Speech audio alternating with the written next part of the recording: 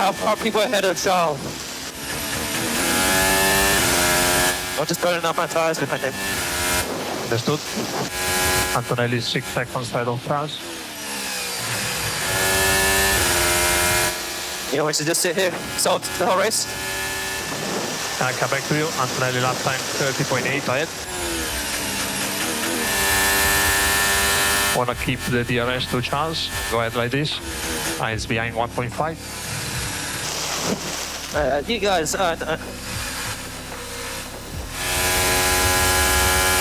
this is not good teamwork, that's all I'm gonna say.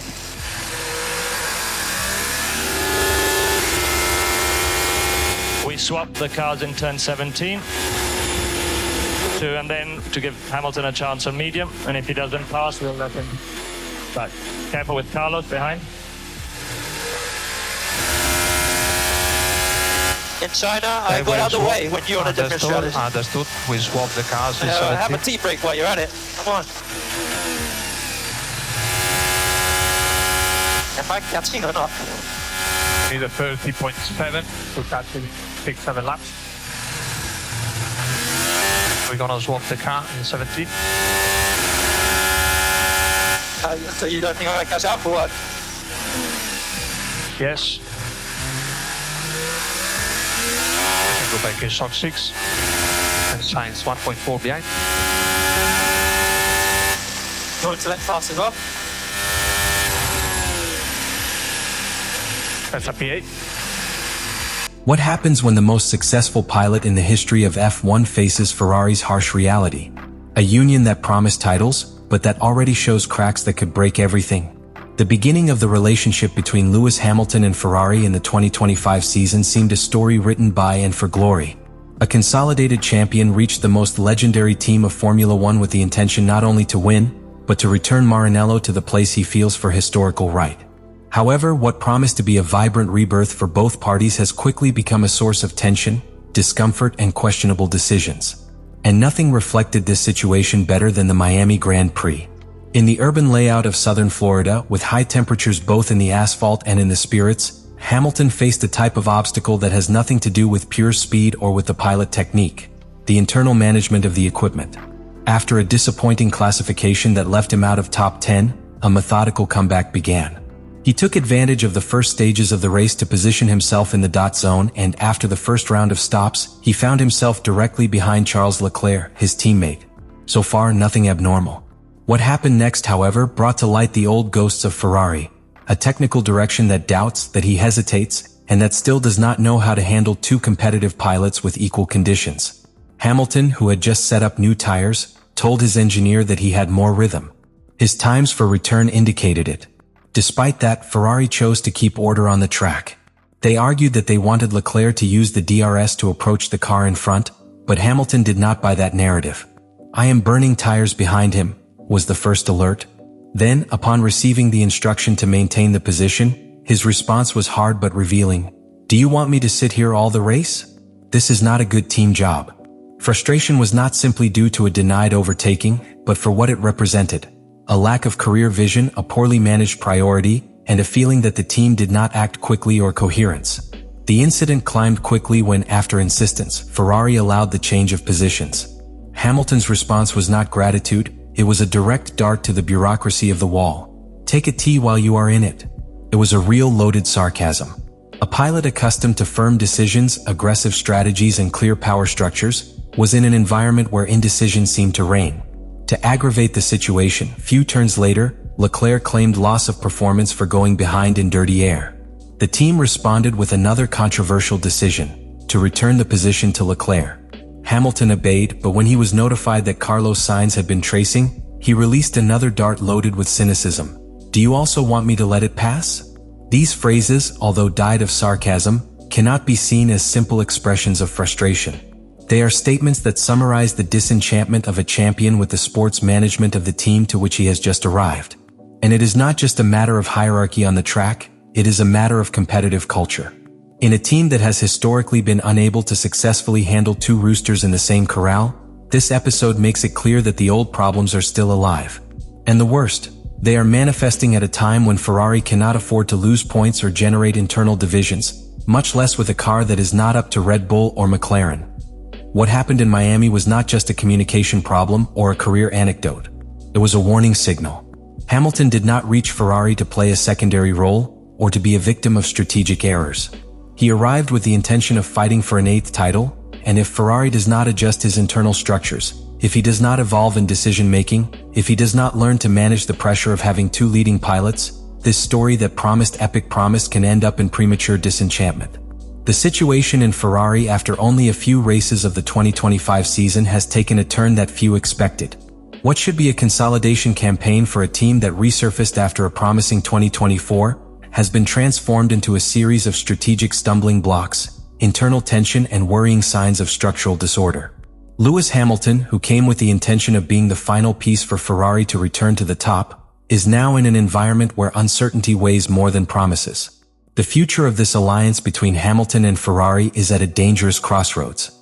There is no way to minimize the fact that in just 6 races the team has shown deep cracks. In Miami, it was clear that there is no solid operational hierarchy or mutual confidence enough to respond effectively at the most critical moment of a career. But beyond that episode, the pattern begins to be repeated. Doubts in boxes, decisions that are late, contradictory instructions at key moments, and a constant lack of clarity about the roles within the team. In a structure as complex as a Formula One team, these errors are not anecdotes, they are symptoms of a deeper disease. And that is precisely the dilemma that Ferrari now faces. Are they prepared to manage a leader like Hamilton? Because it is not only about talent at the wheel but what it represents. Hamilton is a pilot who demands excellence, who pushes the team to perform at the highest technical, strategic, and emotional level. In Mercedes, he had a structure around him that understood his rhythms, his times, and his way of competing. In Ferrari, for now, what he finds is an environment that still seems to improvise on the march. The most worrying thing is that this internal chaos is manifesting at a time of enormous sports pressure. Red Bull, despite its internal problems and a car that does not master like last year, is still a constant threat. McLaren has made a quality leap and shows an almost surgical execution in his decisions. Mercedes, although still in the process of recovery, has a solid George Russell and a Kimi Antonelli that already shows signs of strategic maturity. In this context, Ferrari cannot afford non-forced errors, and much less can afford to alienate your main asset on the track.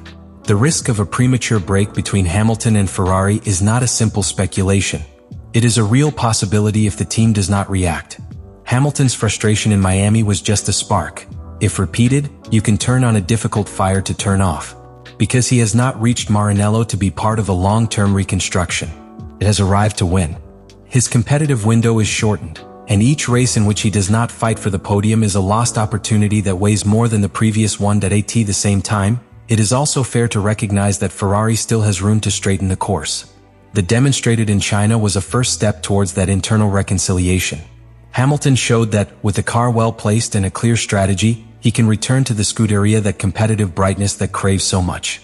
But for this to be held, Ferrari must demonstrate that he has learned from his mistakes, which he can firmly react to adversity and is willing to give Hamilton the necessary tools to lead freely. What is at stake is not just a season. It is the reputation of a team that has passed more than a decade between broken promises and frustrated hopes. And it is also the final legacy of a pilot who wants to close his career at the top. If both parties manage to align, the potential is extraordinary. But if not, we could be witnessing one of the greatest disappointments in the recent history of Formula One. Lewis Hamilton and Ferrari, two symbols of excellence in Formula One, have joined in what promised to be a historical collaboration. But the narrative that is being written in this first part of the 2025 season is much more complex, conflictive, and human than anyone would have anticipated. We are no longer talking about a simple styles adjustment or an adaptation period. We are facing a situation in which the strategic errors, the internal power dynamics, and the entrenched culture of a team seem to be putting chemistry with one of the most demanding and meticulous pilots that this sport has seen. And that's why we want to invite you to think beyond the result of a single career. Because this is no longer a specific issue, it is not a simple radial misunderstanding or a bad reading of tires. This is a much deeper sign of something. Is Ferrari really prepared to handle the intensity, vision, and demands of a pilot like Hamilton? Or is it destined to repeat the mistakes that talents such as Fernando Alonso, Sebastian Vettel, and even Charles Leclerc have frustrated in the past? And we go further. Is Hamilton aware that he has reached a structure that has historically shown difficulties in operating under sustained pressure? Was the challenge of integrating into a team with a way of operating that radically differs from what I knew in Mercedes? Because Ferrari is not simply another team. It is an institution with a cultural inertia that has proven to be resistant to change. And that resistance can be the worst enemy of any attempt for deep renewal. We want to know what you think. It's not just about whether Ferrari made the right decision to sign Hamilton. We want you to go further. Should Ferrari redesign his internal structure to adapt to Hamilton's style and leadership, knowing that he can be his last great opportunity to win a world championship again? Or is Hamilton who should transform to survive and succeed in an ecosystem so different from the one he has met during most of his career? Your opinions are crucial because this is not a simple sports drama. It is a story of ambition, power, legacy. It is the story of how talent by itself is not always enough. How F1, no matter how much 1,000 sport, is still deeply human. We read you in the comments. Are we witnessing the beginning of the end or the beginning of something legendary? Who should give more to make this relationship work? Ferrari or Hamilton?